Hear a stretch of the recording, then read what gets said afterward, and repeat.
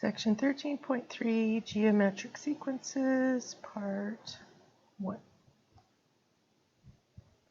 Arithmetic sequence has a common difference. If I take a term of a sequence and I subtract the left to it, I keep getting that same difference d. A right number minus a left number, we get a common difference d. A right number divided by a left number, if I take a right number and I divide by the number to its left, if I keep getting that same number, that common ratio, then it's said to be geometric. Okay, so here's two examples of geometric sequences. We're going to take a number on the right, divide by the number on the left. Negative 10 divided by 2 is negative 5. 50 divided by 10 is negative 5. Negative 250 divided by 50 is negative 5. Notice that we keep getting that common ratio, negative 5, and so that's what's making this a geometric sequence. Okay, for this one here on the right, if we take 1/3 divide by 1, 1/9 divide by 1/3, 1/27 divided by 1/9, if I take a right number and I keep dividing it by a left number, we keep getting this 0.33333. That makes it a geometric sequence with a common ratio of 1/3. But it's always a right number divided by a left number. A right number divided by a left number. If that number is the same when I'm dividing, geometric. If it's the same and I'm subtracting, that's arithmetic. The two special types of sequences. Okay, if I want a general formula, AN, here's our formula for AN. If I want to add up a first certain number of terms of the sequence, like S3 adds up the first 3 terms, here's a formula for a partial sum. We've talked about partial sums. The geometric sequence has a special sum called an infinite sum. If I add up an infinite number of terms, this approaches some number. That number that it approaches is S. Now, this only happens when R is greater than 1. So if I have an R, say, of 1/3, that's a candidate for having an infinite geometric sum, because 1/3 is less than 1. But if R is greater than 1, like let's say we had 3/2, 3/2 is greater than 1, then the series gets larger and larger and larger. There isn't a certain number that it approaches. That's called divergence. It diverges. There's no infinite sum. So if the ratio is less than 1, yes, but if it's greater than 1, there's no infinite sum. The nth term of a sequence is given. Find the first 5 terms. What's the common ratio? Graph the terms that you found in Part A. Okay, so let's look at finding, first of all, the first 5 terms of the sequence.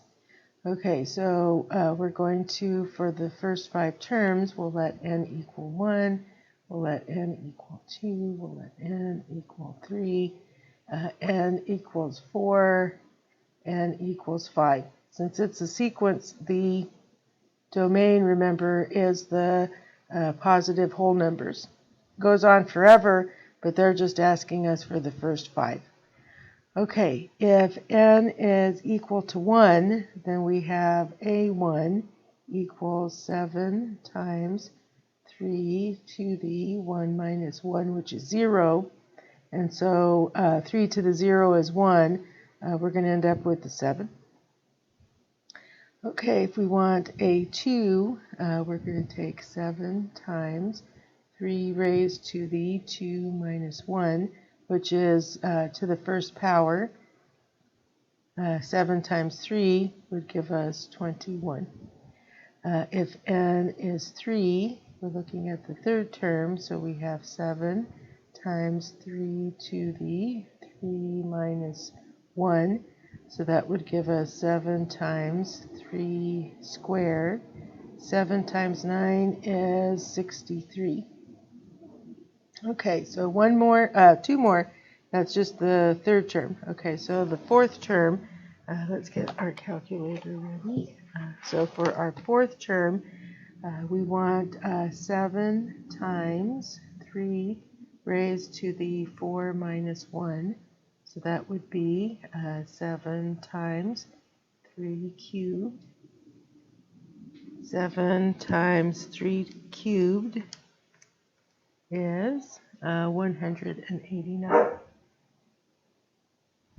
Okay, last term. If I want the fifth term, we're going to take 7 times 3 to the 5 minus 1. So that would be 7 times 3 to the fourth power.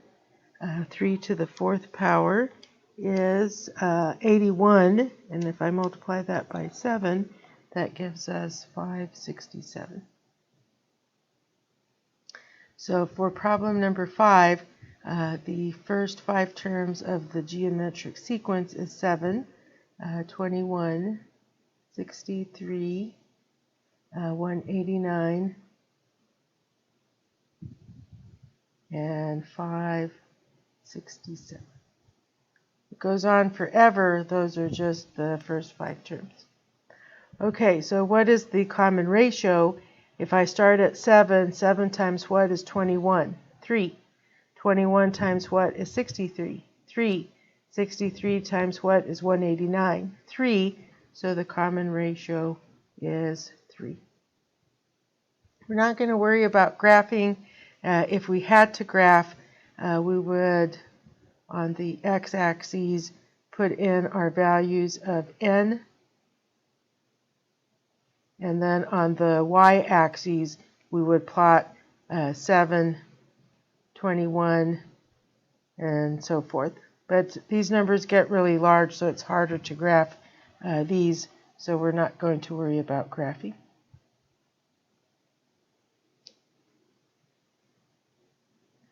Okay, so let's look at the next one. A to the n equals 3 to the n minus 1. Okay, so let's go ahead and work on that one.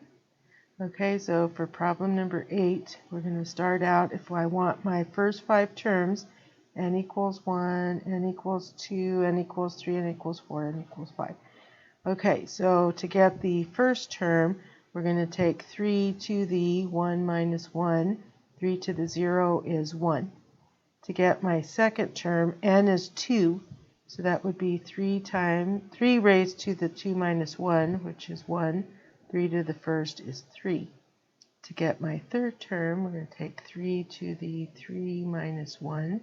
That would be 3 squared, which is 9. A4, n is 4, so we're going to take 3 to the 4 minus 1.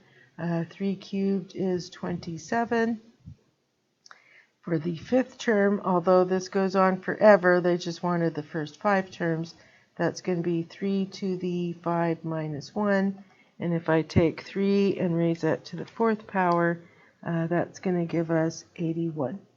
So there's our first 5 terms of the sequence. What did I multiply 1 to get 3? 3. What do I multiply 3 to get 9? 3. What do I multiply 9 by to get 27? 3. And so that's our common ratio, 3. I can take a right term, divide by the left, take a right term, divide by the left, take a right term, divide by left, and I'll get that common ratio.